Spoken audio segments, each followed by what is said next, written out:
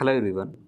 AP EAMCET బైపీసీకి సంబంధించి మెయిన్గా agriculture, veterinary, horticulture, fisheries science వీటికి సంబంధించి కౌన్సిలింగ్ రిజిస్ట్రేషన్స్ అనేది ఓన్లీ వన్ టైం రిజిస్ట్రేషన్సే ఉంటాయి. సో ఇప్పుడు ఎవరైతే రిజిస్ట్రేషన్ చేసుకుంటారో వాళ్ళు మాత్రమే second round, final round, mop up round కౌన్సిలింగ్కి పార్టిసిపేట్ చేయడానికి ఎలిజిబుల్ అవుతారు.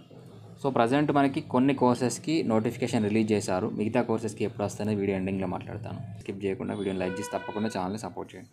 మెయిన్గా అగ్రికల్చర్కి ఆగస్టు 2తోనే రిజిస్ట్రేషన్ కంప్లీట్ కాబోతున్నాయి.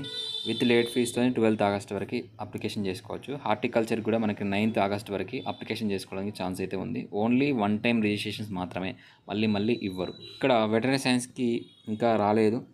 అది నీట్ కౌన్సిలింగ్ డేట్స్ని బేస్ చేసుకొని రిలీజ్ చేస్తారనేది తెలియట్లేదు. సో ఈ 1 వీక్ 10 డేస్లో వెటరరీ సైన్స్కి నోటిఫికేషన్ రావచ్చు మేబీ.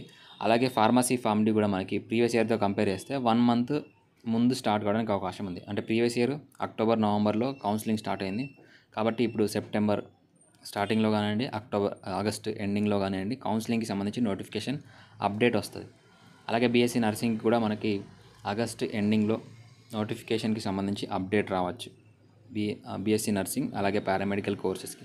పారామెడికల్ కోర్సెస్ అంటే కొంచెం లేట్ అవుతుంది. సో అది ఎగ్జాక్ట్గా మనం చెప్పలేము, ఎందుకంటే అఫీషియల్గా దాని గురించి ఎలాంటి అప్డేట్ వచ్చినా నేను ఇన్ఫర్మేషన్ ఇవ్వడానికి ట్రై చేస్తాను. ఏమి ఇన్ఫర్మేషన్ రాలేదు కాబట్టి చాలామంది అడుగుతున్నారు కాబట్టి ఒక క్లారిటీ ఇద్దామని వీడియో చేస్తున్నాను. దీనికి సంబంధించిన ఏ ఇన్ఫర్మేషన్ వచ్చినా మళ్ళీ అప్డేట్ చేస్తాను. సో రిజిస్ట్రేషన్ చేసుకోవాలంటే రిజిస్ట్రేషన్ చేసుకోండి. మళ్ళీ డేట్ అయిపోయిన తర్వాత నేను కౌన్సిలింగ్లో పార్టిసిపేట్ చేద్దాం అనుకుంటే మళ్ళీ మీరు లాస్ అయ్యే ఛాన్స్ అయితే ఉంటాయి.